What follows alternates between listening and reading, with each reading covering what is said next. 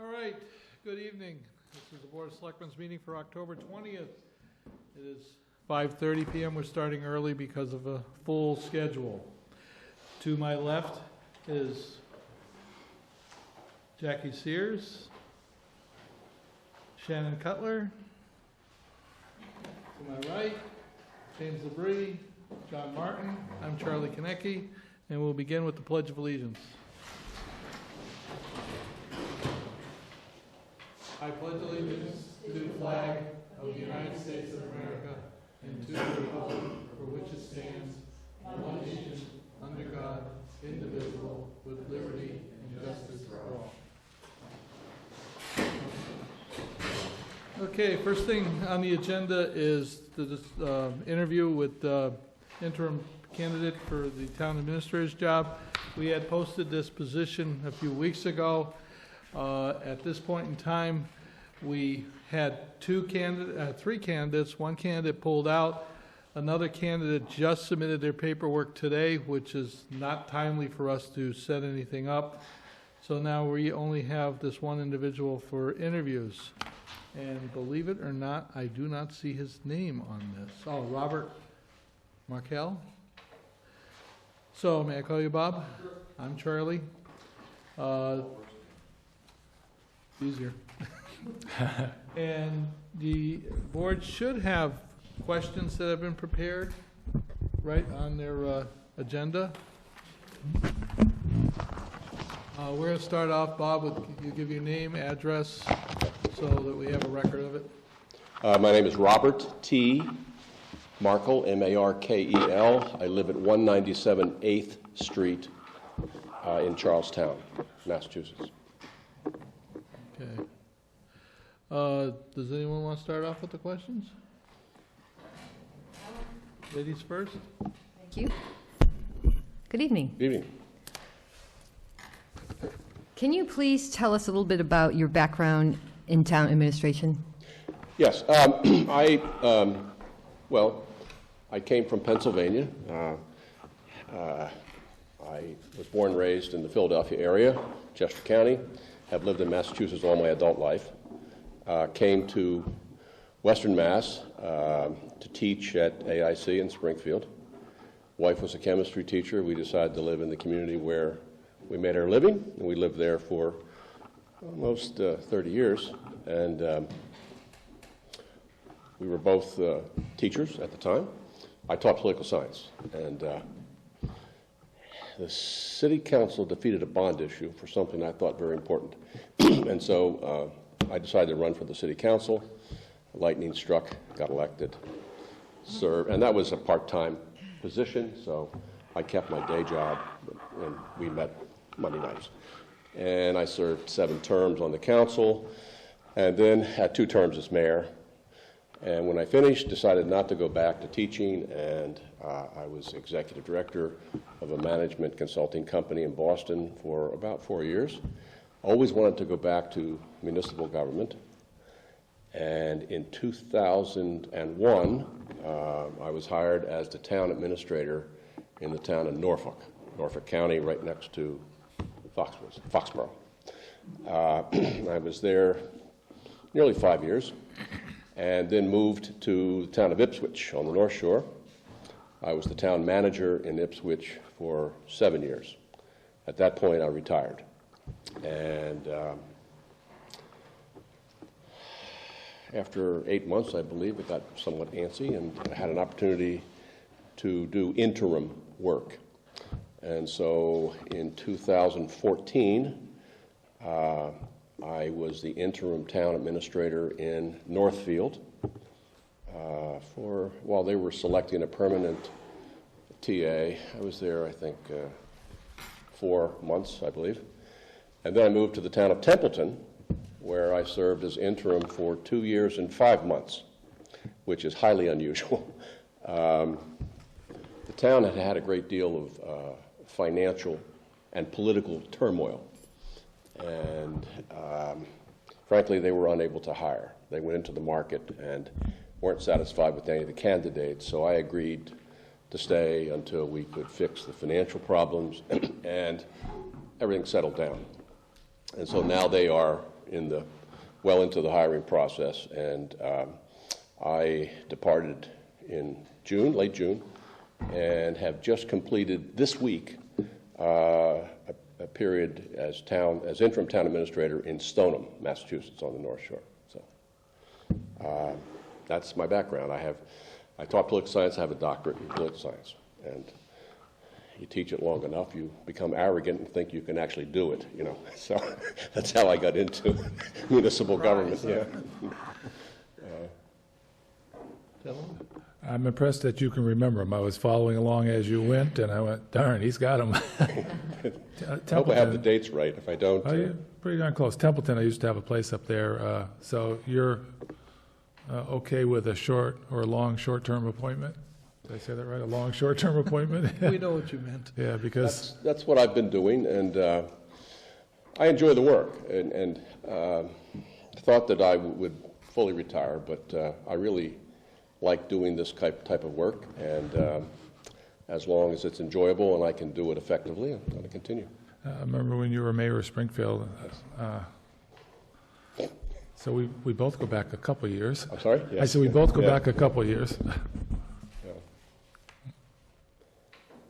I still have a place in Springfield, so if I were to be here as your interim, I would stay in Springfield. So. Good. Jen, do you want to ask? No. Oh. I'm good, I just asked. All right, just trying to be courteous to everybody here. Jim?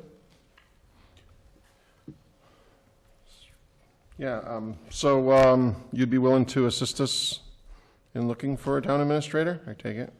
Yes, it's a difficult task. I think most communities find that it takes maybe 3 months, sometimes longer, to find the right fit and to find someone who will commit to a longer term. I think that works best in every community, to find someone who will stay probably 5 years or more, so that they can get a grasp of the issues and the problems and have an impact. So I get to know a lot of people. I know the managers and the town administrators in the state, and would certainly be willing to do some outreach for the town. I think you can advertise. I think the experience is that you get far fewer candidates than if you either have a search firm or have someone who is knowledgeable reaching out to people that they know who would be interested. That's how I went to Ipswich, quite frankly. Mark Morse, who was he was a consultant for the Mass Municipal Association, called me up and said, "Are you ready to move, Bob?" And I said, "Well," he said, "send me a resume." And so that's how it happened. I would not have applied to be the town manager in Ipswich otherwise, but for that outreach. So I think that's an important part of the process. So do you think 3 to 6 months is a reasonable time it may take us to replace or to find a town administrator? Well, yes, I think certainly it would require taking a look at the needs of the town. What kind of a person are you looking for? What kind of skills are you looking for? Having looked at several of your recent meetings, I see that there's a lot of activity going on with green communities, and we're doing apparently a master plan for town finances and green and community compact and so forth. So I think the question is, what are you looking for? And then try to find the kind of fit, that someone with the skills who can come and serve the town in that capacity. I would say the average is around 3 months. Then you have to advertise. You have to give a period of time for people to submit resumes. Then you have to do the screening down to 3, 4, or 5. Then you have to do first round of interviews, and then maybe a second round, and then make a choice. And now what is typical in municipal contracts with the town administrators and managers is that there's a clause that requires fairly long notice by the administrator if they intend to leave. And so oftentimes you may make a hiring decision and you have to wait a couple of months. That, in fact, is what happened in Stoneham. They hired the incumbent town administrator in Swampscott, and he had a 60-day notice in his contract. And so I spent more time there than I would normally spend because they had to wait for him to satisfy that requirement. So, I mean, I think from my point of view, the process, why you're here day to day is important for us, but also your experience on what type of contracts town administrators are getting elsewhere, what their salaries are, their benefits, and that clause that you said. So that's something I think you could bring here too. I think what's really important is to assess what the marketplace is in the region. Every region is different. I mean, in the suburbs, the very wealthy suburbs of Boston, town administrative salaries are very high. Yeah. Brookline is over $300,000.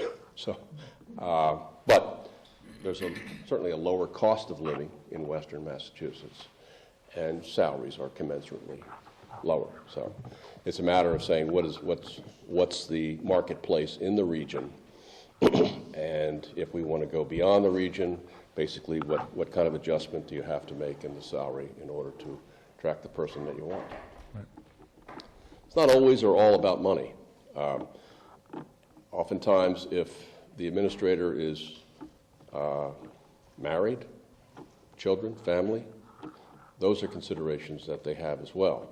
In some cases, they choose to live in an area and work in an area because of the quality of life, and they're willing to accept, a lower salary in order to, enjoy a lower density circumstance like this community and Western Mass generally. So. I have one more question for you. Okay. I'm just, are there any tasks that you feel less comfortable in carrying out or have any concerns about working for a small town? No, I think that most administrators will tell you that the least attractive task in municipal management is contract negotiations. I don't like to do it. I've had plenty of experience in doing it, but, it's difficult. It's difficult.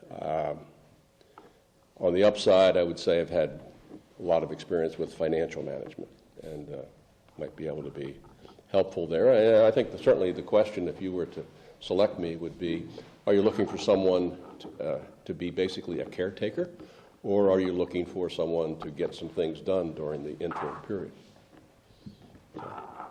Do you have a comfort level with both? Yes. Okay. Well, I mean, let me just be straightforward about this. There are sometimes when you go into a situation, selectmen tell you, well, this is politically a heavy lift, and we haven't been able to get it done. It's going to make some enemies even. So you do it because you're a short timer. Sometimes that's what I've been told. And are you comfortable with that? Making difficult decisions is part of the job. Yes. Okay. So you're thick-skinned. Well, You get a nice, yeah, good. I've been around long enough that yes, I would say I have a thick skin. So. Good, yeah, you're gonna need it. Well, as chair, let me ask you this. Are you looking at set hours? Are you looking at flexible hours? What's your availability going to be if I have to send you an email saying, hey, I got this issue, phone calls, that kind of stuff? How do you want to do that? I'm restricted in the amount of hours that I can work. It's basically 20 hours a week. However, the responsibility, in my experience, is always 24/7. I have email and I have a cell phone. And I think if you accept a position like this, you're accepting the responsibility for the management of the municipal departments 24/7. And if a problem arises, if there are issues that have to be dealt with, you make adjustments. I understand. Any questions of us? Yeah, I was wondering, I saw you have the community compact program underway, right? How about Complete Streets? Are you doing that? We are working on the Complete Streets at the beginning. We haven't signed the paperwork yet. And you got green communities coming along as well? That's coming along. We got a zoning issue we're dealing with, but that's. Any construction programs? We've applied for grants with the rural communities for a bridge replacement. That's the bridge that goes to Easthampton that was mentioned? Yeah, East Or Street, East Street. East Street, yeah. yeah. Anything else that I can think of? Well, that's MassWorks grant. What's that? That's the MassWorks. I'm sorry. MassWorks, too. Okay. So there are some projects in the pipeline at many different levels. There's the whole Greenway thing with the buying of the railroad property and that. Mhm. There's actually quite a shopping list of projects that are going on in town. They're all at many different scales and levels. Yeah. You know, Heather's been doing a good job of trying to keeping the orchestra playing the same notes. I listened to her report, and it's quite an extensive report, so I think there's Yes, there are times when a lot it's of like, pots whoa, boiling. Heather. Yeah. But we all have a good rapport here. We try to get things done. And I guess in answer to your question, a couple of questions ago, I'm personally looking for somebody that's going to continue and push forward rather than just keep the boat floating in one spot. I mean, that's my opinion. I think it'd be a matter of trying to work with Heather before she departs to understand the projects that are underway and to keep things going. I'm not interested in coming here and sitting at my desk and looking out the window. Good answer. I think, what? Not much to see out that window. Okay. Anything else? One of the things, if we select you, what's your start date? I know you have to come into Springfield. You said you have a place there. I do. So I'm it's, staying there tonight. oh, okay. So What's your availability? Just so we'll have a date. My last contract expired at midnight last Sunday, so I'm available. I do have, between now and the end of the year, I think there's just 1 week where I have no availability, like on a Monday and a Tuesday, but certainly Wednesday and Thursday. But I would think of, the timing would be up to the board. Okay.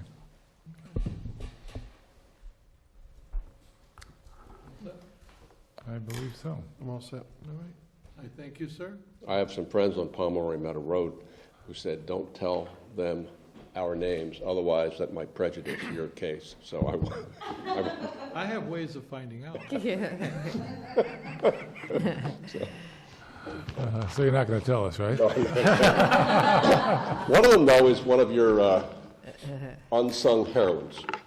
Heroines or heroes?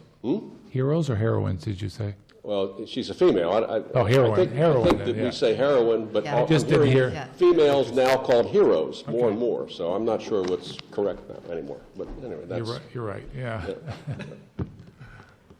We thank you, sir. okay. Thank you. Thank you. Appreciate it. Yep. Oh, Heather's walking them out. She'll find out. Ah, yes. Open time for the public. Seeing none, I am going to jump this over to the town meeting moderator, only because he's sitting here. And if you don't mind, Virginia? That's fine. Okay. Thank you. Well, Mr. Floyd, we certainly had an interesting town meeting last night. It was, 2 nights ago. 2 nights. 2 nights ago. It's all blurring. It is to me. I said last night earlier, so that's why I know. Yeah. Robert Floyd, 15 East Street. It was a great meeting. I loved it. It was great cooperation, great participation, and great feedback. It really felt good. I prepare by talking to authors of the articles. I have the meeting with the deputy town moderator, with Heather. We sit down, the moderator's session, I think the Thursday before, here, televised live, so people really get a feel of what they may expect at a town meeting. I mean, personally, I know everything didn't go the way that maybe the select board voted on, but I liked the process, I liked the way it worked, and everybody had was able to speak and voted, and whatever the outcome was, the town decided on it, and we go forward. So I think it was a good format. Cheers. 21 articles, 16 passed, 4 failed, and 1 passed over. I continue to take my time reading the ground rules and the courtesies and the traditions and the guidelines so we can have a smooth, efficient meeting that's fair to everybody. So I really take my time up front.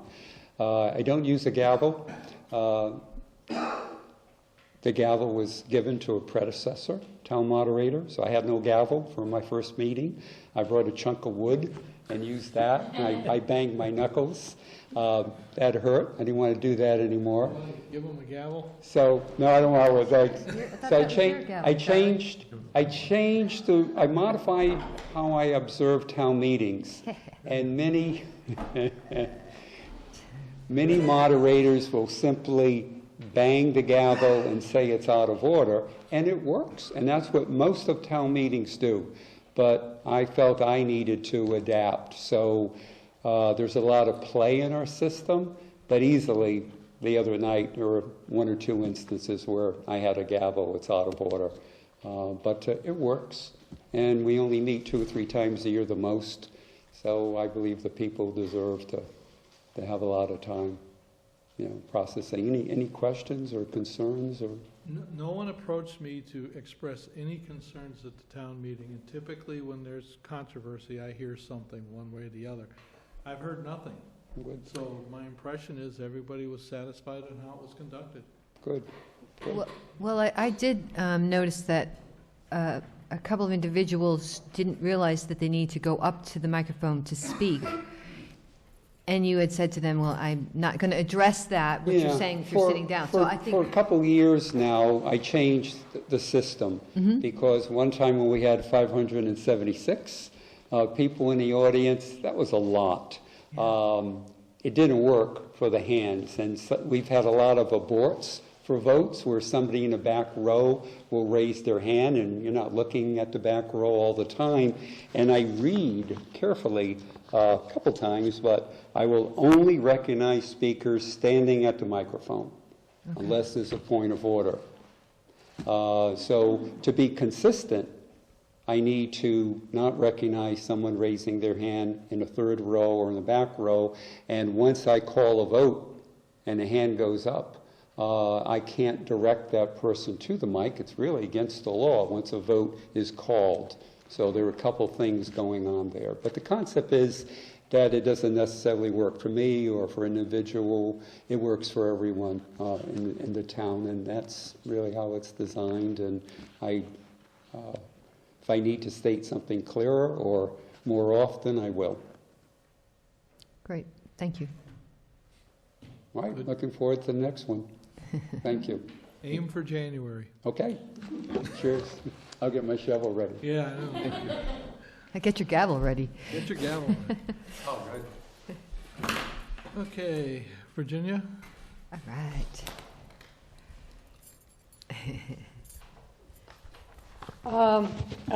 I'll try to be as brief as possible. Virginia Ahart, 27 Fulmer Road, a retired teacher of 35 years in the classroom, the last 27 of which was at Hampshire Regional High School.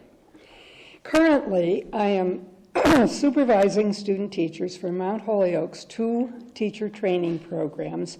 One is graduate and one is undergraduate. This takes me into schools all around our area, both public and one charter. So I'm kind of up on what is happening and where good schools are and what is happening in those schools. Tonight, when I use the words charter, I mean charter schools, and I use public for the others because charter schools claim to be public. They're only public because they take tax money. They run on tax money. Most of them in no way have the things happening that public schools, which are under the control of school committees, under the control of towns and cities, have. That's something I want you to remember. At its September meeting, the Norris School Committee voted to pass a resolution asking for a no vote on question 2 on Election Day. You have the resolution in your packet, but I am going to read it because, one, I want to make sure it is heard, and I'd like our people at home to hear this too. This resolution, by the way, has been passed with school committees all over the state. It's a huge list. I have a lot of these things with me, and if you want to see them later, I'll show them to you. Whereas free public schools available to all students, regardless of income, ability, need, or English language proficiency, are foundational to our democracy, and where all of our students deserve high-quality public schools that teach the whole child, providing enrichment and addressing social and emotional needs in addition to core academic subjects.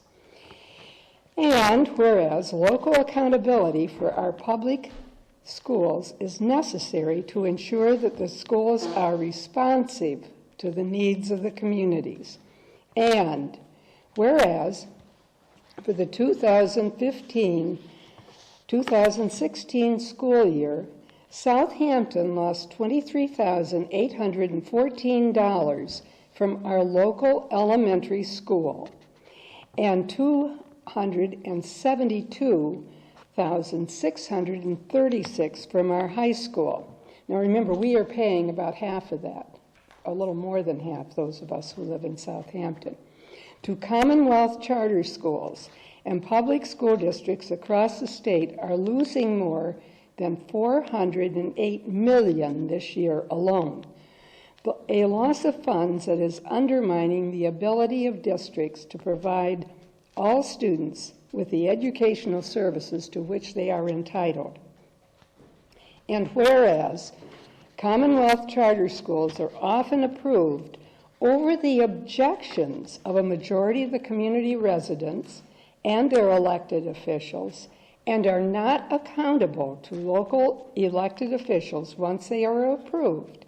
And whereas Commonwealth charter schools often fail to serve the same proportion of special needs students, low-income students, English language learners, as the districts from which they receive students, and often use high suspension rates to drive out students they don't want to serve.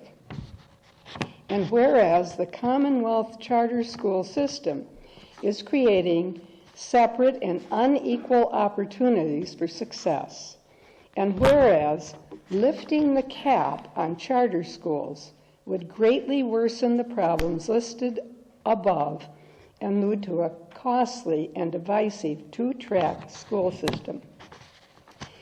Therefore, be it resolved that, and this is the one for Southampton, the Southampton School Committee opposes lifting the cap on the Commonwealth charter schools. Now, I'm going to try to zip through some of these things.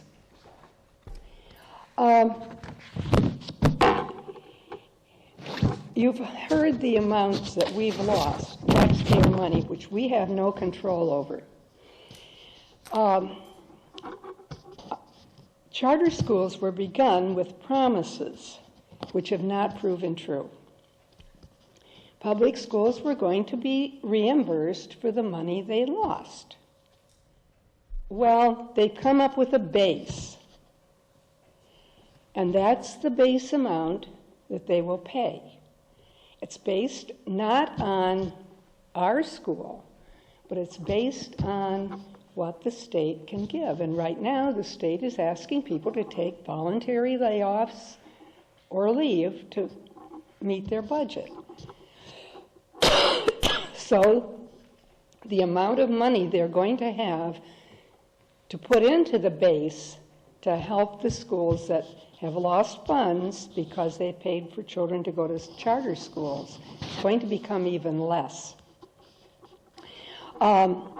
They also try to tell you that that's okay, because if you have students going away, you don't have to educate that child or those children, and you will reduce your cost. Well, let's be realistic. Utilities, building maintenance, building costs, busing costs, all of those children aren't coming out of one class, so you can't reduce staff that much. So, you really can't reduce Norris's needs that much. And I really feel bad for Williamsburg.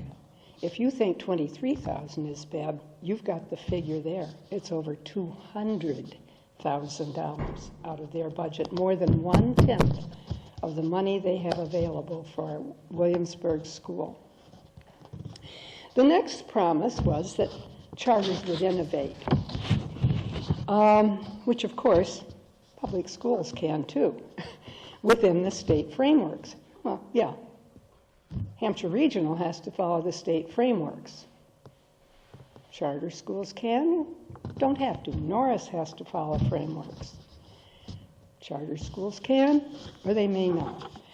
The charters were going to share these ideas with public schools. As far as I know, this is not happening. And from some of the things I read, Norris and Hampshire could go out and help some of the charters innovate. Charter schools would be run by boards which would be primarily made up of stakeholders in the children's education. Parents would be a real player. Well, this is where it gets dismal. In Massachusetts, the dominant voices on the boards of directors are from the business and financial world. There may be some parents, but they're in the minority. Only 14 in the state of all of our charters are comprised of parents, and only 5 charter high schools have a student on their school board. All of the public high schools have a student on the school committee. So that's some of the beginning little things. But if we want to look at some other things, of course, there's no local control. Our children go to a charter school. We pay money for them. We have no say as a town, as a school committee. It does take, they'll tell you that the state's overseeing it. The state does overseeing the chartering of them, which takes close to 18 months. But after that, they're pretty free to do their own thing. Charters can be revoked, but the only ones I've seen revoked have nothing to do with education. They have to do with finances. Charters are sometimes simply businesses that are run by companies. Sabas is one of those companies. It's my understanding its headquarters aren't even in the United States. They have 3 schools in Holyoke and Springfield. A lot of times the administrators in these schools are business people who have no education for teaching or administrating schools. We pay twice, in a way. We pay taxes that go to the charter schools directly through our budget for Norris School. We also pay through the state budget and our state taxes. Other charter schools do not serve all children. That's really important to learn, especially the English language learners. All people in the teaching in public schools have to have had a course in English, working with English language learners. If they're coming out of the colleges, as my student teachers will be this second semester, they have had that course. But teachers such as ours at Norris had to go take that course. And they have to do that. A school, the first year of that, they had to be able to ensure that any English language learner coming in to Norris would be able to deal with teachers that had, and be in the care of teachers that had been trained in English language learning.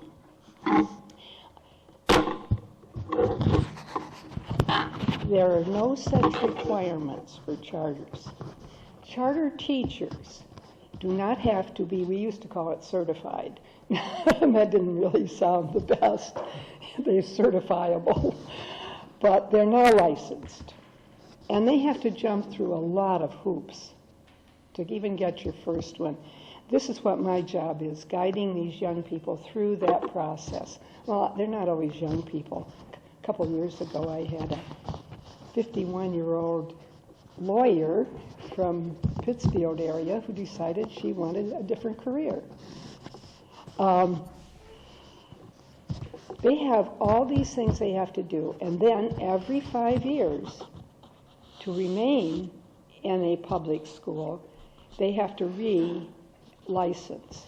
And that means they have to take a certain number of courses, go to workshops, go to seminars, do extra things to be able to recertify. There's nothing for charter schools. Yes, a lot of the charter school teachers are young people who want to teach, and they may have even had ed courses. But this is the only job they can get. They don't stay very long. Within a few years, the overturn in those schools are amazing. People I worked with the first year I was at Pioneer Valley Performing Arts were not there 2 years later, 2 or 3 years later when I had another student teacher there. They go. Rolling over 15. Summarize. I'm hurrying. I really want to point out one thing. Why is there such a push on charters right now when all studies, including one by the Federal Office of the Inspector General for the United States, have indicated their shortcomings like fraud, waste, misuse of funds, as well as lack of oversight? Well, there's several reasons. They're business. And because they're business, we're in a world of privatization. And this is the one step that they're trying to privatize. They also don't have unions, and they'll hold that up. That's great. We can fire anybody as we want. But so can the public school if the administrator wants to do that. Parents believe it's a better education, and they're going to get a chance to participate in the running of the school. This has not happened. I'm not saying all of them are bad. I think some of them, such as the Pioneer Valley Performing Arts, fill a certain niche that a regular public school can't. Granted, Massachusetts charter schools are among the best. Guess what? So are our own schools, our public schools. And that is very clear by the reports, by the oversight, and by the things that can be done to improve. So, I'm hoping that you, as a Board of Select Board, will feel that you can support this resolution. In addition to the school committees, right in our area, 2 of the city councils have supported it. A couple of the boards of select people have. And I would be very happy if you would, but first of all, do you have any questions that I can answer real quick? Yeah, I'm curious. Are they subject to the MCAS, charter schools? Some do, some don't. The Hilltown School that was in Williamsburg and now just bought a $300,000 building in Easthampton does. Interesting. They had 5 special needs children that took it. I know Norris will have more than that. But anyway, yes, some of them do. Many of them don't. And I could give some horror stories at how some of the teaching is done. But that's another, if you want to know more, I'll talk to you later. Is there any other question? Yeah, I have a question. How much is the annual tuition per child? They're free to set what they want. Really? Yes. Did they give like a general idea of how much it costs, or? No, they can set what their tuition is. And I have no idea. It's interesting. I'll just throw this out. I tried to find that out. I went to several charter schools, and there were a lot of things that weren't there. I went to their application for teaching. Nothing about teaching credentials, all about background, some things like that. Good enough, but nothing about teaching. Nothing on the tuition, nothing on who makes up their boards. Do they have to pay for their own books and supplies? Oh, yeah. I would think so, but I know like now we have to pay for our supplies, when my kids went to school, but the books were provided. I mean, we had to get, little things, but. I imagine that the individual students don't buy their books. Okay. The history classes that I was in, they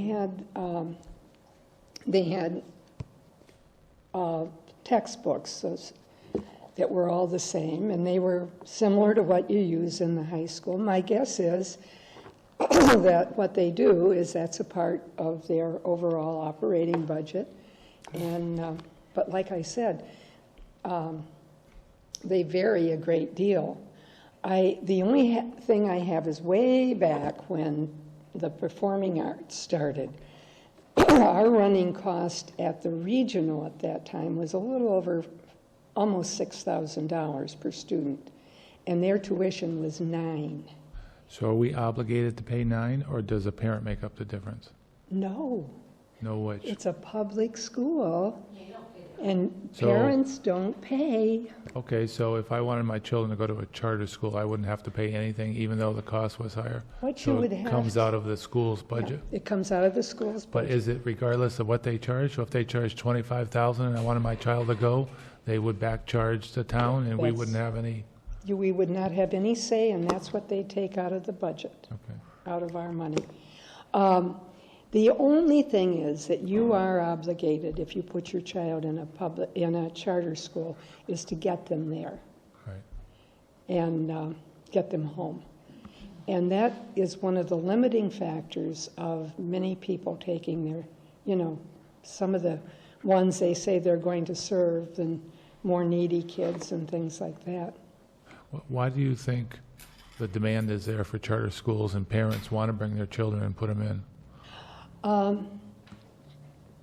I think there's the perception that our schools aren't good.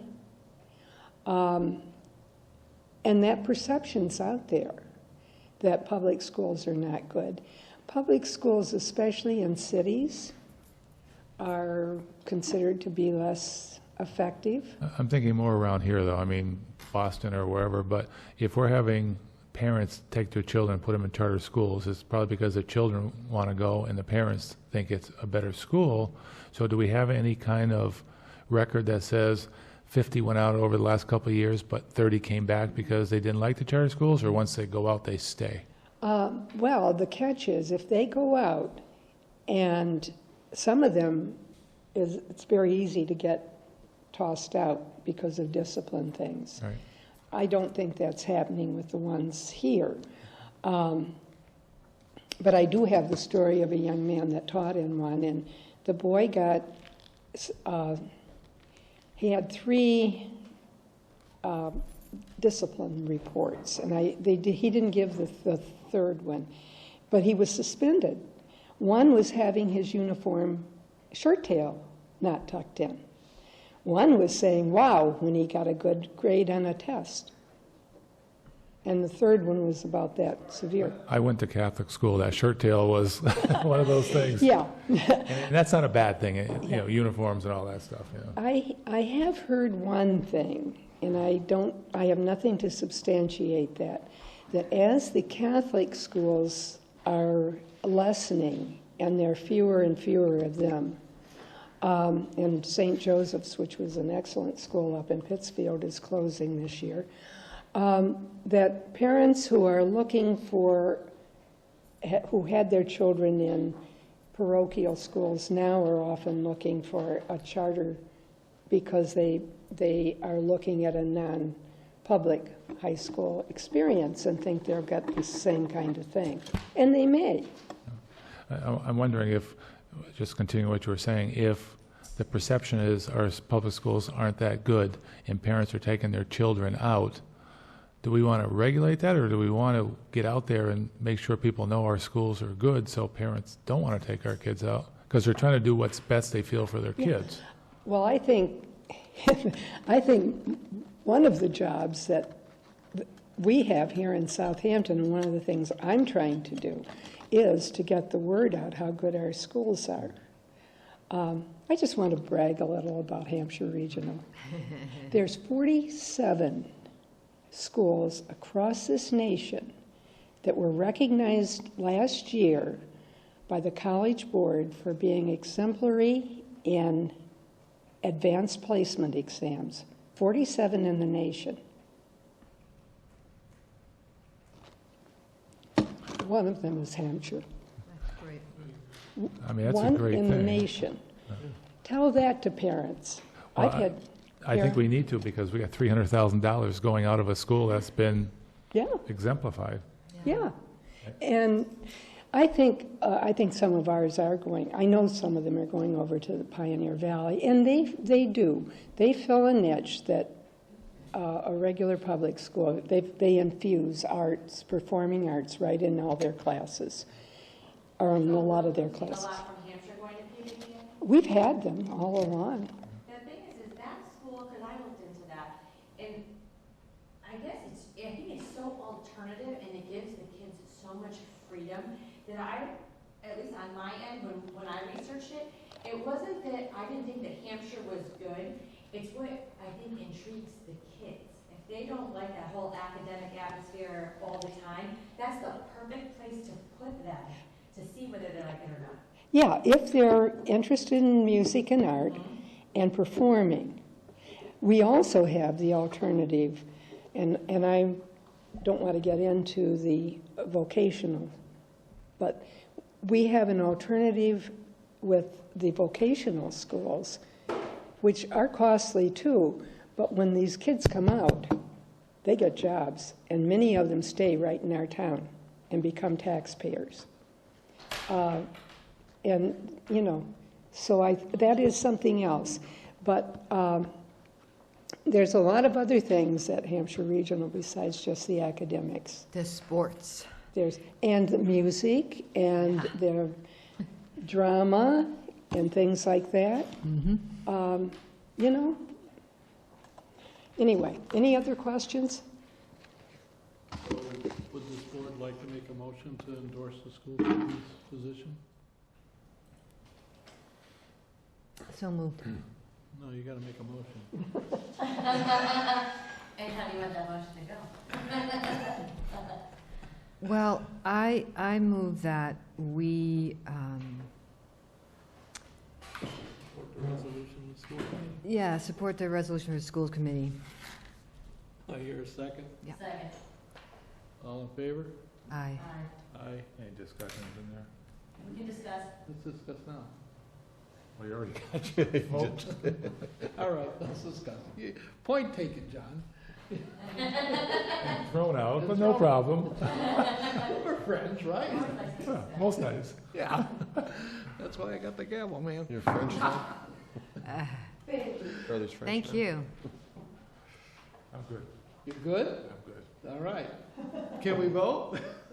All in favor? Aye. Aye. It's unanimous? It's unanimous. You want to go back to this? Unanimous. Okay, let's move on then. Thank you, Virginia. You see what kind of tough crowd I'm dealing with? We treat you well, Virginia. Okay, let me backtrack and the charter cable contract. we're closing in on actually finalizing this. My hope is we get it in front of the board for November 15th. At this point in time, just to do a quick review, we were collecting $30,000 at the beginning of that contract. That's being pushed up to $50,000 for the first 5 years. And then after 5 years, another $50,000 will be collected for the PEG grant so that we can buy equipment and maintain the programs. The percentage increase, it was 1%. It's going to slide up to 3%. That should give us enough money to take and pay to have people do a little bit more recording and stuff in town. So that's a plus for us to get more access available. There is a statement in the contract that it can go up to 4% after 5 years if the Board of Selectmen, whoever they may be at that point, chooses to ask for that. The rest of the contract is pretty much the same. I mean, it's just legal language relative to things, but Charter was basically absorbed by Time Warner, so there is some standardization of contracts going on. My hope is to have a final contract for your review before November 15th, so we can do signatures on November 15th. I gave you all a draft copy about a week ago or so, just so you had a few minutes to look at it. Any concerns, things you want me to look at? How are the rates going to be affected by this Time Warner buyout? The rates in and of themselves, we have no control over. Right. Basically, all we're talking about is community access channel. I was looking at my bill presently at my own house, and that 1% probably represents 20 cents on the whole bill. Seriously, for the month. So you don't pay much for... I pay about $150 because Really? of the internet and the phone and all Okay. that, but we don't have anything in that contract that affects that. Okay, So, yeah, so you're probably looking at it going up to 40 cents a month. okay. That's a guess. But it's giving us more and more access to the cable network to take and advise our residents of what's going on. We're looking at putting in a drop into the school system, so we'll be able to broadcast live the town meetings, which will be a first for us. The hope is that'll be available next May if things keep moving. It'll also give access to the library to be able to broadcast out like we're doing in this room. And it'll also put a connection upstairs to the smaller conference room. So we have two other ways of doing this. It's going to give the residents far more access to what town government's doing. That's a good thing. Absolutely. So More? that's it in a nutshell. If Very you see good. something that concerns you, just bounce me an email, Okay, thanks. okay? And we have no town administrator report. Now I'm going to bounce back to continued business. Number 2. And basically, the consultant issue did not pass town meeting. I could pass over this discussion, but I think we need to take and look at this, and I think we're going to need to incorporate this into the hiring of the interim town manager. Can we do that from the salary line? I don't believe there's enough money to take and dedicate this as an extra on there, but we still have to go in executive session to discuss contracts and everything else. Yeah. It's early yet, but it's left us with no choice but to look at the hiring of an interim town manager, or town administrator, excuse me, to move that, Right. unless somebody here wants to volunteer that task, and I don't think anybody's got that kind of time. No, and if we have a knowledgeable interim town administrator, as we were talking to Mr. Markle Yeah, we can before, use- we can use that knowledge. You're looking blank at me.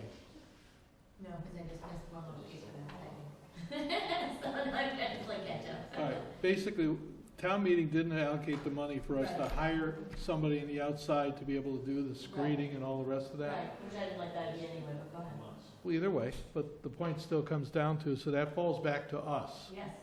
So, that said, if we're gonna hire a town administrator in the interim to do stuff, we might wanna take and incorporate that as part of the task of that town administrator in the interim, Exactly. Yep. okay? And that'll go into our discussions. And We've had the screening committee. Basically, at this point in time, we've had 3 applicants for the screening committee. Randall Kemp, Highway Superintendent, Mike Goya, Police Chief, Vicki Morrow, Town Accountant. To the general public, please, if you have the time and the interest, apply for the screening committee. This committee is going to be the committee that makes the recommendations to the Board of Selectmen as to who we feel should be hired for this critical position. Huh? On the screening, on the committee? Could I be, don't see but why we, not. but we talked about at the last meeting saying we didn't want to be on it so that they could give us the candidates, call them down. I mean, this is where it's real important because a lot of times after something's done, we'll get people complaining that, oh, you know, I didn't like the way it went. But now's the time for people to volunteer to be on the committee to help steer it the way they think the town should be going. So volunteers are critical here. And the board felt not to have one of the board members. We could, but simply because it would keep us away from that, let the committee actually act independently. Yeah. That said, any other questions on this? I have no clue. Westfield said. Okay. You want to see who? Next thing on the agenda was maintenance of private property with town funds. I'd move to just pass over that for now. Are you going back to open time for the public? I If he can. comes back, yeah, I would. I can. I'm curious, yeah, okay. Okay, I have no problem with that. Move to pass over private property and town funds. There's really nothing on the table to discuss. Right. Yep. Okay. Update, town clerk office. Amendment to the PCF to temporary town clerk for elections. We have I'll open up public time if that's what you're. No, I'm looking at the calendar. American Legion was supposed to have this room tonight, 7 o'clock. Well, Where do we meet? I'll be happy to help. I can show them. I'm on my way out. oh, this was posted. Thank you. You're welcome. So we bumped the American, Yikes. That should have been picked up. yeah. it should have I been think on we the should calendar. close our meeting and move. I'm gonna blame that on Jackie. I'll second that. Don't do this again. It's official. Kept wondering why I was wandering in here. Okay, as you know, I don't know how much detail I need to get into it. Our town clerk has come back part-time to start working her duties, but we have a major town or national election occurring. Mhm. The feeling is that we should keep Aline Kuchar on that until that's resolved. So I would entertain a motion to modify that PCF. To keep Eileen for the same amount of hours or to complement what Janine is doing?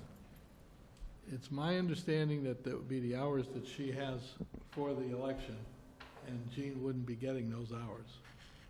So I guess I can help a little bit on this. So the idea is to modify it so it's temporary town clerk of elections. So town clerk, just to back up a little so folks recall at home, generally what happens is if the town clerk is absent, the assistant steps in to do the position. This was a national election year. It's a lot of work. You know, the assistant had a lot of past experience with doing the elections, didn't feel all that comfortable. I think everyone kind of understood that, and we asked Eileen to come in and do assist in the office with being as the town clerk itself, because you can only really have one town clerk. It's hard to mix the titles there.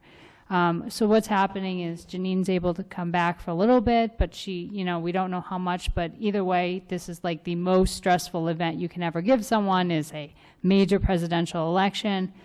So the idea is to have Eileen stay on and modify the title so it's still temporary town clerk under the Mass General laws, but it's just of elections. So that's all she's going to be, that's her thing. Vitals, anything else comes in, dogs, whatever, it's all Janine or the assistant. But the election stuff will be Eileen's domain. The number of hours and stuff gets a little tricky because you're running into a presidential election, which you only have every 4 years, one that everyone wants to vote for, and more so, you're running into the first time Massachusetts has ever had early voting, which starts on Monday, which means there's actually voting booths set up in the town clerk's office because people can come in and vote as if it were election day. So we don't really know how many hours we're going to need for elections. We just know she's going to need to be there when things are booming. The assistant, Lucy, she's great, and she can cover probably most of the day and so forth with time, depending on what's happening. But if it starts getting hectic and we don't know what's going to happen with this, because this is the first time Massachusetts has ever had early voting. No one could show up, or everyone could vote before Election Day. We don't know. Okay. Now, Janine runs a tight ship, but she's okay with this? There was a, I know that Eileen and Janine had spoke this morning, and this is what they came to for a conclusion. Okay. But I will be meeting with them and Lucy on Monday to sit down and have everyone kind of figure out who's got what role, because it starts to get confusing when you have many people in the kitchen. Okay, sounds good. So I'll open up for a motion.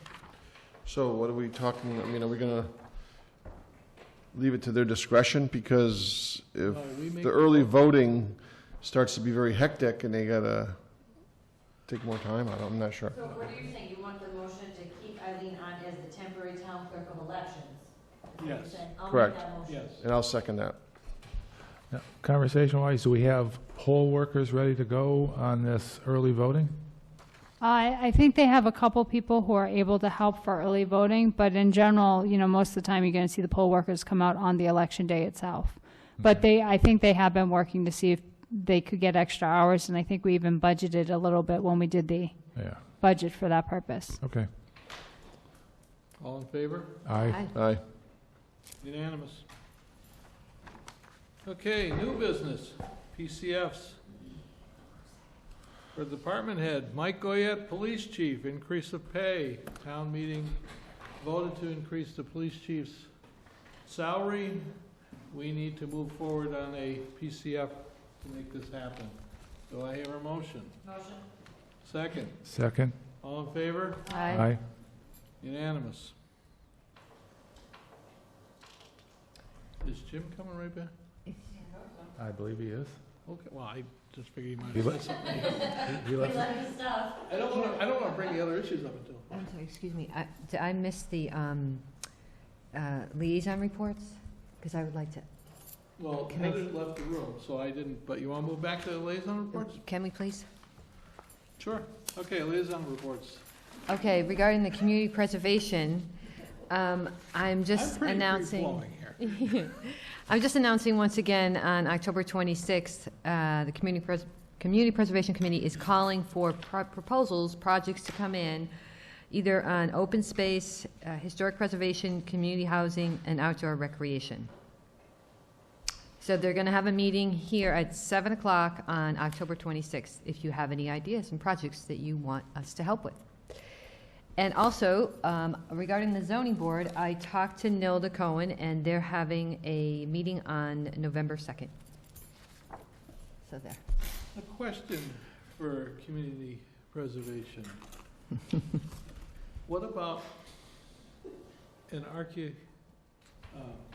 engineering review of the front of the old town hall to determine how to stabilize that building? It needs to be a project presented.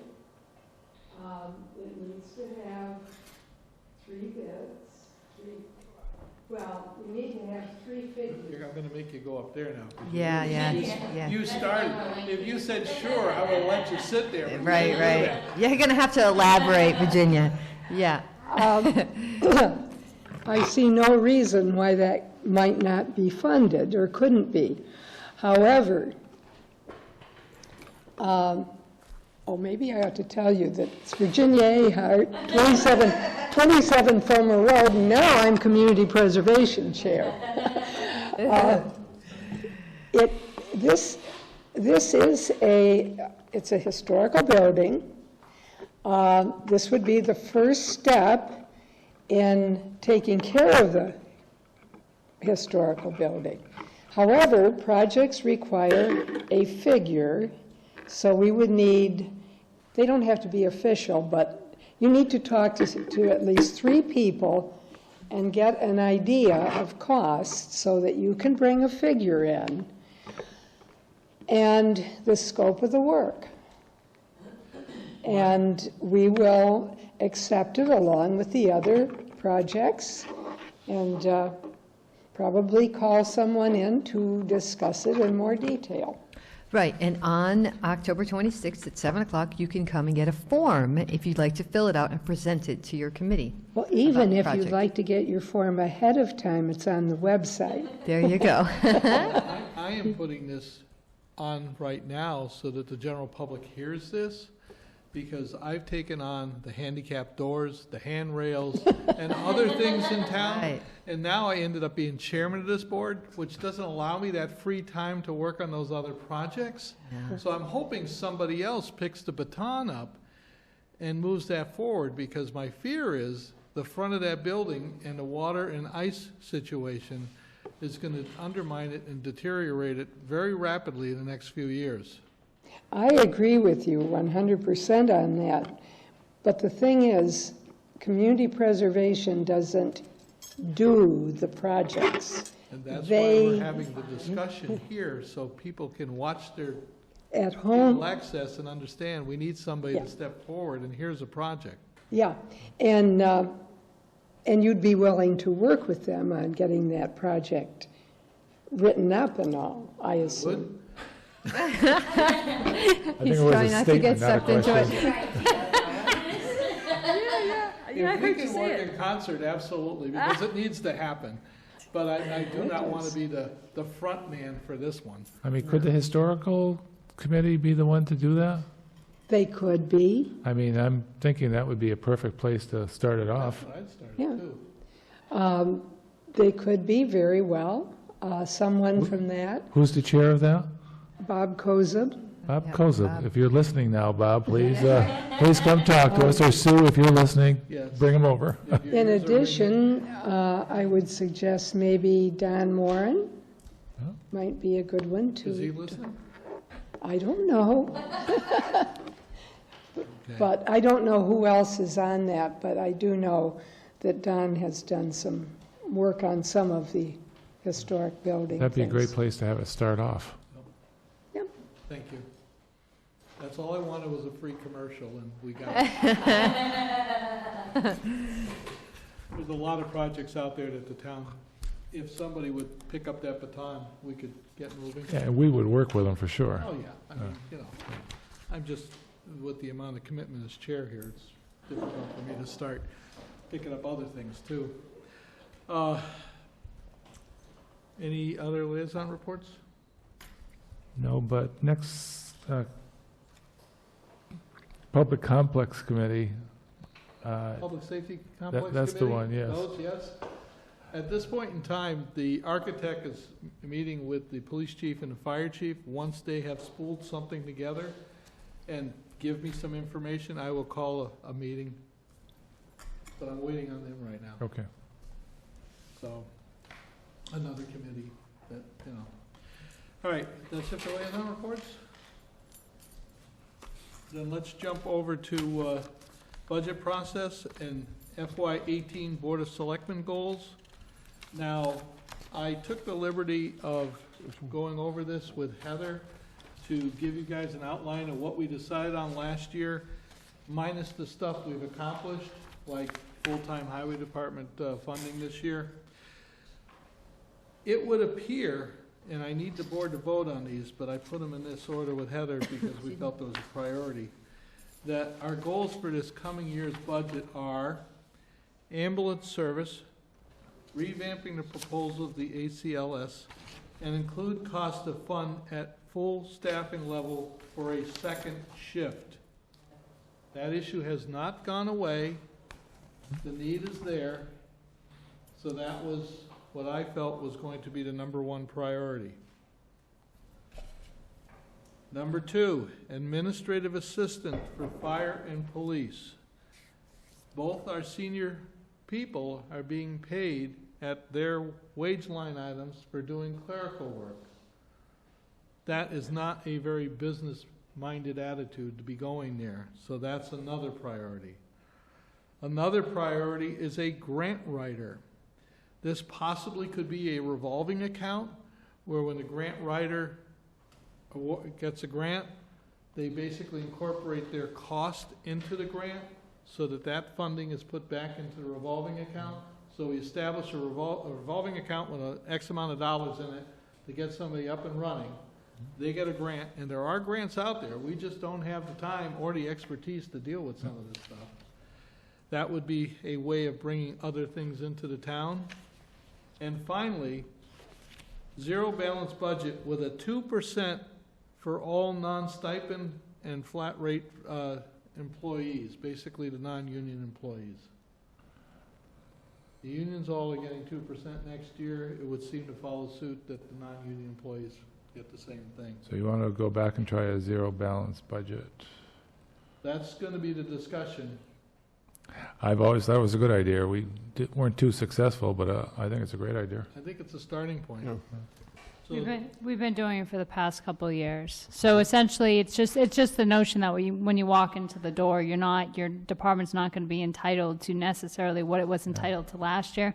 It's looking at everything and making sure that, you're justifying what's there. And if you had a special project last year, you don't necessarily get to transfer those funds to something else this year. I guess I'm going to disagree that we haven't gone zero-based budget and make them go from zero up. We've been taking what was there and making them justified, but as long as it comes out the bottom, same thing. so if there's no modifications, do I hear a motion to accept this as written? To work on these goals? Yeah. It doesn't commit us to it, it just means this is where we want to go. Second. Well, I think we should have some time to think about it and see if we want to add anything to it. Oh, we can modify it later. I mean, this is just a start. As long as this is a starting point, I'm fine with it. Yeah. No casting in stone with any of this stuff. Okay. All in favor? Aye. Unanimous. This also gives us, the finance committee, direction on what we would like to see. Yeah. Okay.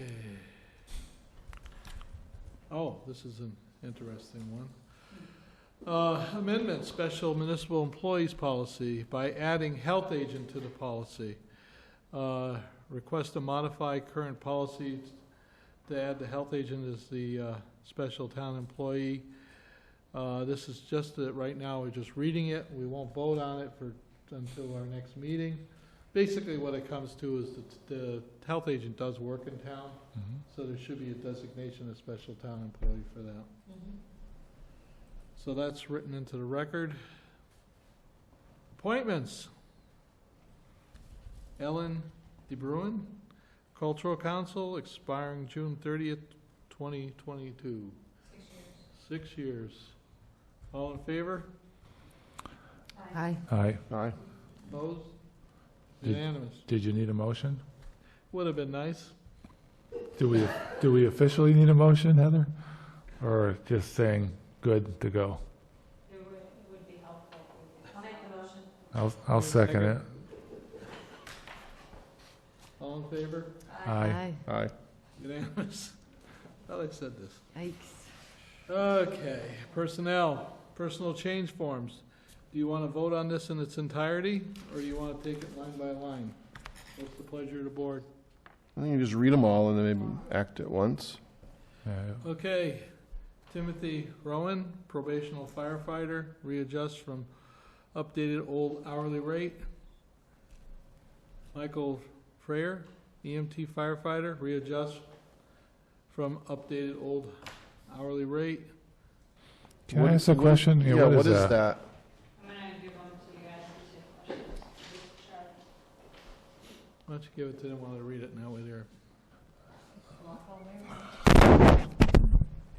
Jordan Duchette, probate firefighter, readjust from the old hourly rate. This- Oh, I see. These are the, I This know is what this just is. adding the 2% in. Yeah. That we Okay. missed. Yeah. Yes, I mean, Okay. they missed. No, I know. Sandra, I'm slaughtering this name, I'm sorry. LePetrie, Yeah. EMT, increased hourly rate, EMT part-time, I guess that is. Stephen Jeffers, Police officer, part-time, reinstate, returning from military leave. Yay. Ryan Holmes, sergeant, promotion from patrolman. David Neal, sergeant, promotion from patrolman. Kevin S. Slattery, custodian laborer, emergency and temporary, full-time. Do I hear a motion to approve? I'll make a motion. Second? Second. Discussion? All in favor? Aye. Aye. I'm going to abstain in that one. David Neal is married to my niece. Just saying. Make it part of the record that Mr. Labrie abstained. Personnel requisite question forms. Highway Department custodian laborer.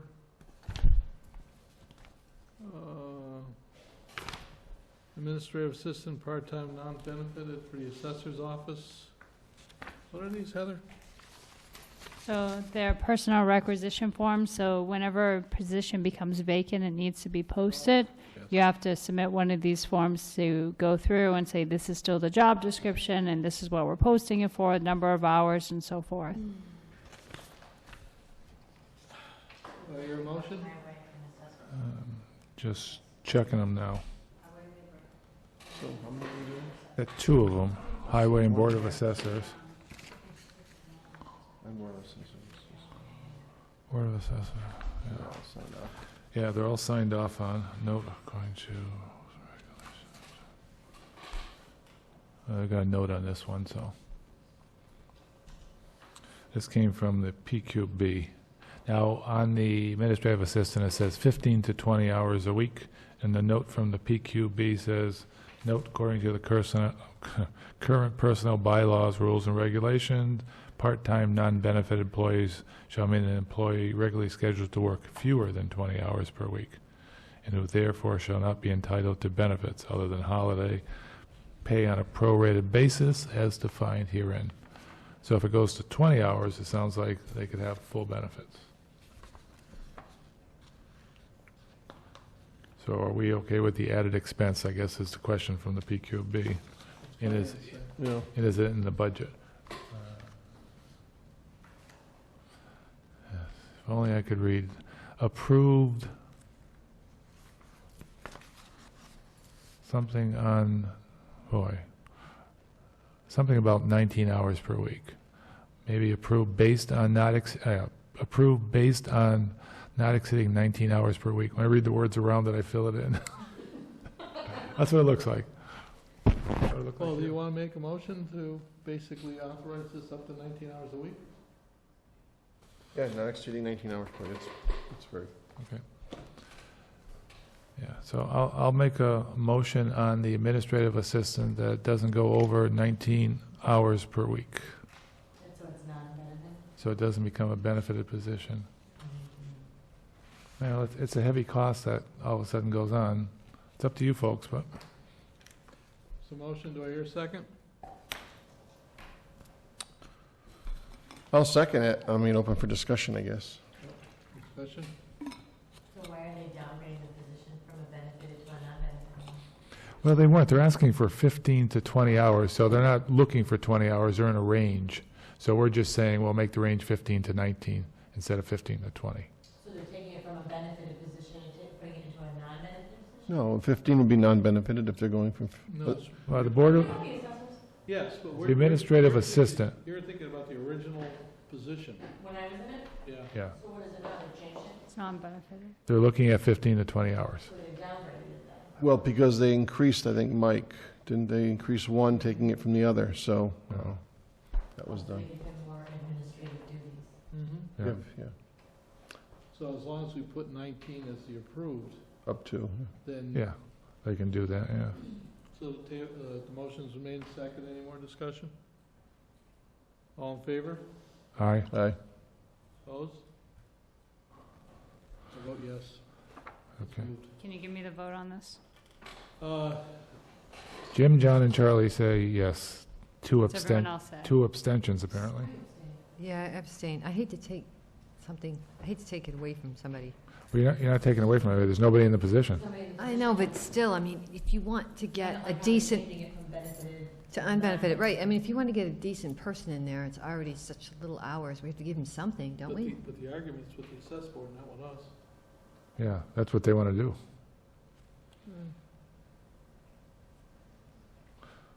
You still have the highway department custodian labor on the table. I've got that here.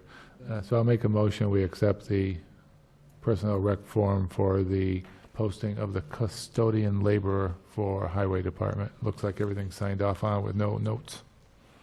Second. Any discussion? All in favor? Aye. Aye.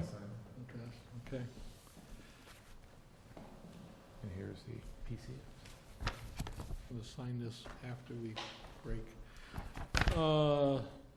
Let's see. Vacation payout for Paul Melnick. Mr. Melnick, as you know, left employment with the town, and there's some outstanding vacation time. Excuse me. Do I hear a motion to authorize that payout? Second. Discussion? Yeah, just want to make sure it's per the personnel policies. We're not doing anything different. Is that accurate? I believe yes. Okay, so can we have the motion as long as it's per the personnel policies? Do you want to modify the motion as long as it fits within the personnel policy? Yeah, I don't want to start a whole new trend. Yeah. No. Okay, so if you're okay with that, both. You okay Same with the second, I agree. You got that, Heather? Trying, hold on. The motion is to approve. I this. got that. I was just trying to figure out who seconded and first it. We're good. Second and first. Shannon's on second, Jim's on first. No, I'm on second. I'm up first. I don't know is on third. Don't start. All in favor? Aye, Aye. Oh, this is a tough crowd. Yeah. we're hungry. Licenses and permits, having none? Heather?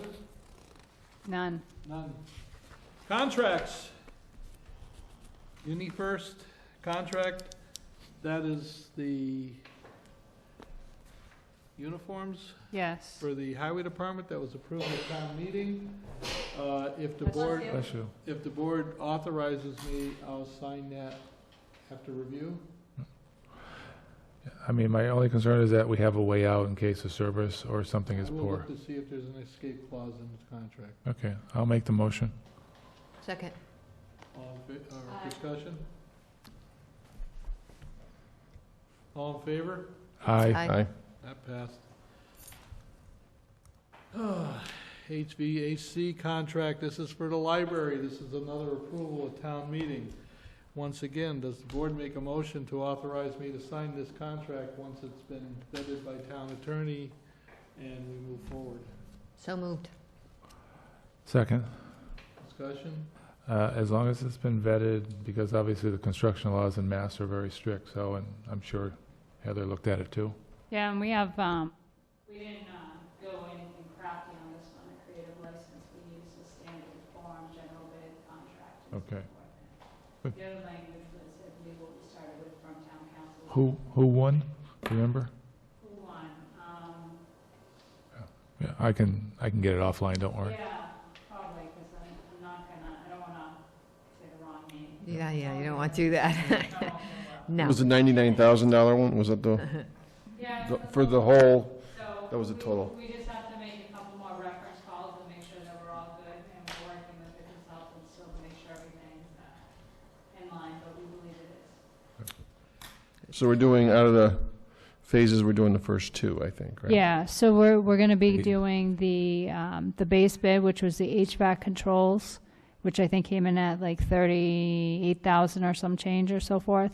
And then the second piece, which was the AC unit, which I think came in at 20-something thousand. So between the two of those, that gets the major two projects out of the way. And then there's the water heater and the boiler. One of them's under 10,000, so that's good news. The other one's in the low 20s. So that will have to be something that capital will have to look at going forward. But we believe that getting these pieces done, these are the ones that really need to happen, so. Now, giving the first two phases to this company, are they in line to get the next ones? Or is that open for anybody? Nope, theoretically, it could be anyone, but, you know, when we look at things moving forward, one of the projects is under 10,000, so that makes it a little bit easier. And some of the procurement laws have just changed as of November 7th, or they will change. So we'll need to look at those and see how it affects Chapter 149 as relates to going out to bid and so forth. Okay, perfect. All in favor? Aye. Aye. Unanimous. Okay, other documents, local officers' bonds, Christine Finis and Dawn Gerose. I'm slaughtering these Gerard. names, I'm sorry. Basically, they need to have bonding for the work they do for the town, so we need to authorize this. Do I hear a motion? What are these, what are they, well, officers of what? So the municipal local official bonds, so you have to usually have a bond issued for someone when they're handling money.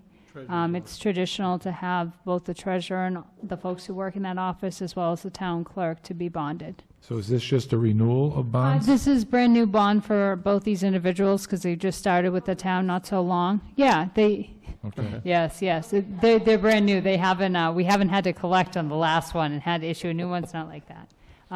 So these folks, yeah, it's the first time, and for some reason, I think this is the first time we've seen that there's actually a spot where the select board are required to sign off on it. Okay. So, Very good. So I hear a motion from Shannon. Do I hear a second? Second. All in favor? Aye. Aye. Okay. Next one, November 8th, election warrant. Do we have a problem with this? Like to see it. Yeah.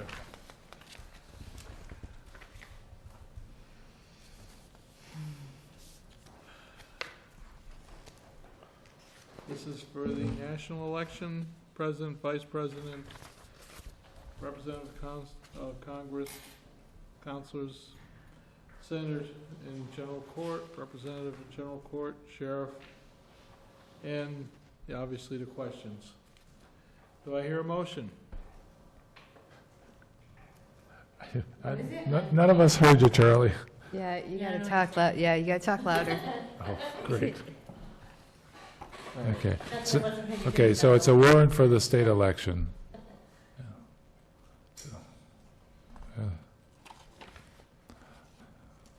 So it's a warrant, just says to the constables, to the city or town of Southampton, greetings in the name of the Commonwealth. You're hereby required to notify and warn the inhabitants of said city or town who are qualified to vote in the state election to vote at, and you insert the precinct, town clerk's office, 210 College Highway, Tuesday, the 8th day of November, 2016, from 7 a.m. to 8 p.m. for the following purpose. Cast their votes in the state election for the candidates for the following offices and questions. Electors of president and vice president, representatives in Congress, consular, senator in general court, representative in general court, and sheriff. And all the questions are after it. Correct? Do I hear a motion to move? So move. Second? Second. Any discussion? Vote? All in favor? Aye. Aye. Aye. Unanimous. Unanimous. Payroll, bill warrant. We need a vote on PD 17-16, $42,425.65. P 17-16, $246,688.36. And W 17-15, $1,082. $294.80. $294.86. Make the motion to approve those following warrants. Second? Second. All in favor? Aye. Aye. I'm going downhill fast, guys. You need a nap or something. I think the coffee's wearing out. There you go. Heather, question for you.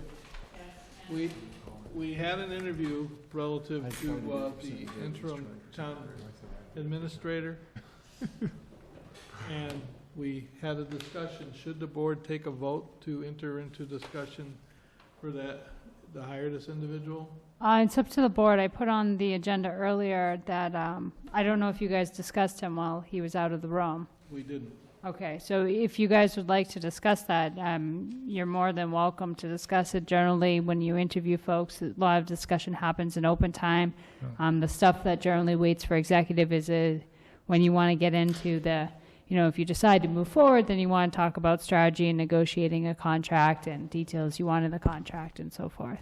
I mean, listening to him, but also looking at his resume, as long as a couple of references check out, I mean, this gentleman has, the depth plus of what we're looking for in an interim.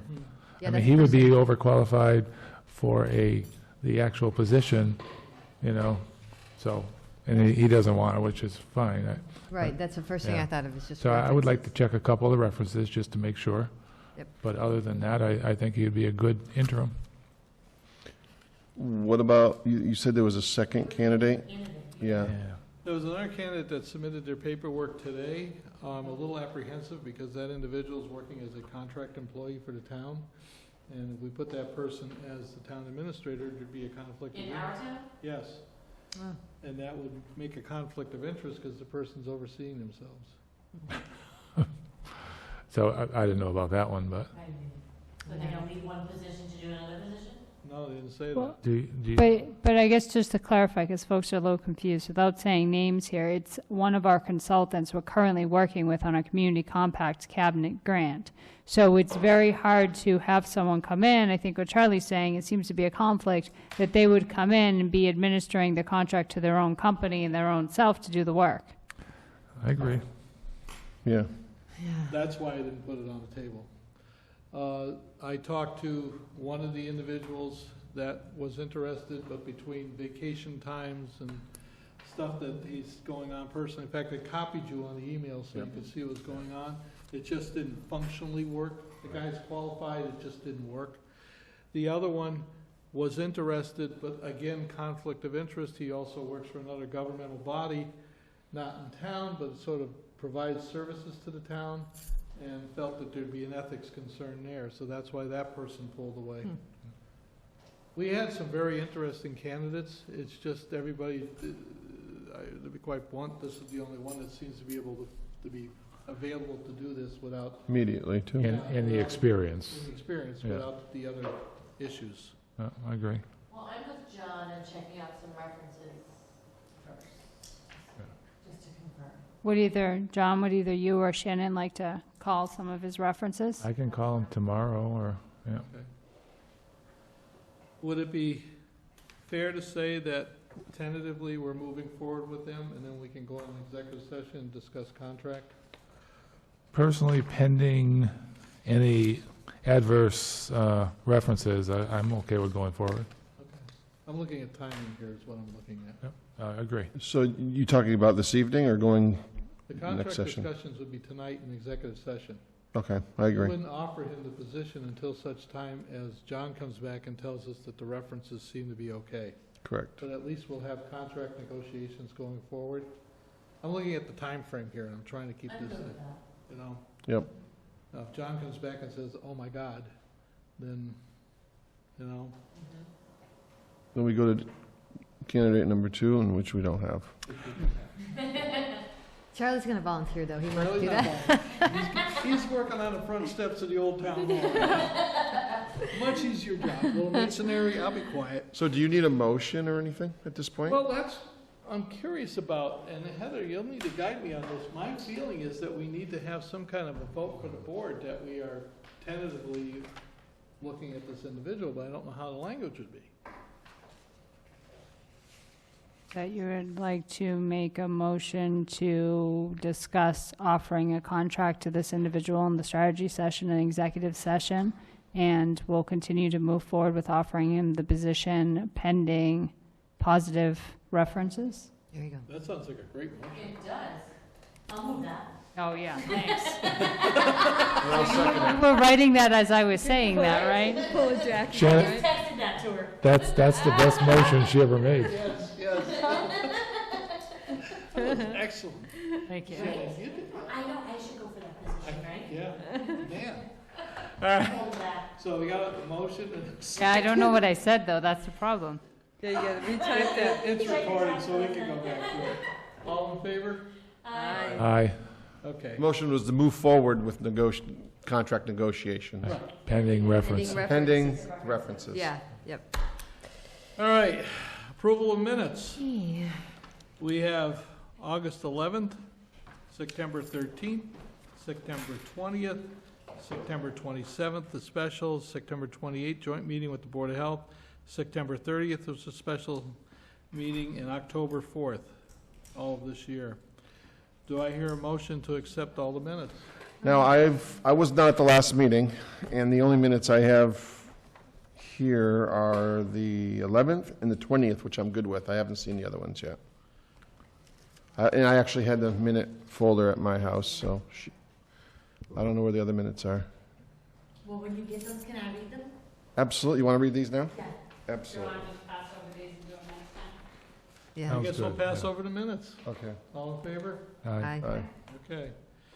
Calendar and announcements. First of all, Board of Selectmen's meetings. On November 1st at 4:30 at the Council, or Senior Center in Southampton, the room next door, there'll be a farewell get-together for Heather as she departs the town of Southampton and her employers, depending on how one looks at it. So please, if you have the time, November 1st, Tuesday, 4:30, Senior Center, it's a farewell get-together for Heather. That said, the next Board of Selectmen's meeting is November 1st at 6 o'clock, followed by a Board of Selectmen's meeting on the 15th and the 29th. That said, we're going to move into executive session, unless there's anything open that you want to discuss. Yeah, because it's every other week. You guys all set? I think so. Okay. The Board of Selectmen will enter into executive session under Mass General Law, Chapter 30A, Section 21, Item 2. It will not be returning to open session at 7:10 p.m. This is mostly contract negotiations and strategies. Do I hear a roll call vote? Shannon Cutler? Aye. Sears, aye. Kaneki, aye. Martin, aye. Labrie, aye. Thank you all for watching.